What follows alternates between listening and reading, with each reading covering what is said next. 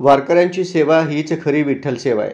आषाढी आणि कार्तिकी वारीत येणारा वारकरी हा आमचा प्रथम VIP आहे.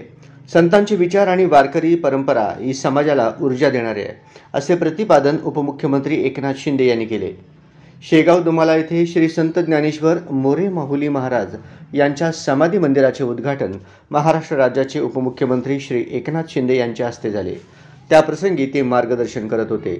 यावेळी रोजगार हमी योजना व फलोत्पादन मंत्री भरत गोगावले, महसूल राज्यमंत्री योगेश कदम, माजी मंत्री तथा आमदार तानाजी सावंत, आमदार अभिजित पाटील, जिल्हाधिकारी कुमार आशीर्वाद, मुख्य कार्यकारी अधिकारी कुलदीप जंगम, पोलीस अधीक्षक अतुल कुलकर्णी, संस्था प्रमुख दादा महाराज मोरे माऊली, स्वामी अमृता आश्रम महाराज, चकोर महास्वामी बाविस्कर, हरिभक्त परायण अक्षय भोसले महाराज, सरपंच सौ जयलक्ष्मी माने व मोठ्या संख्येने वारकरी उपस्थित होते.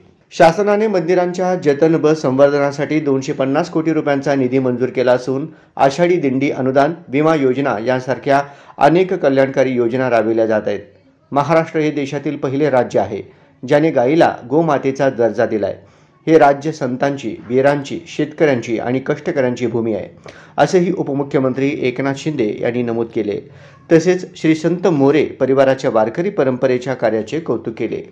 यावेळी रोजगार हमी योजना मंत्री भरत गोगावले म्हणाले की हे सरकार शेतकरी आणि वारकऱ्यांच्या पाठीशी खंबीरपणे उभे आहे.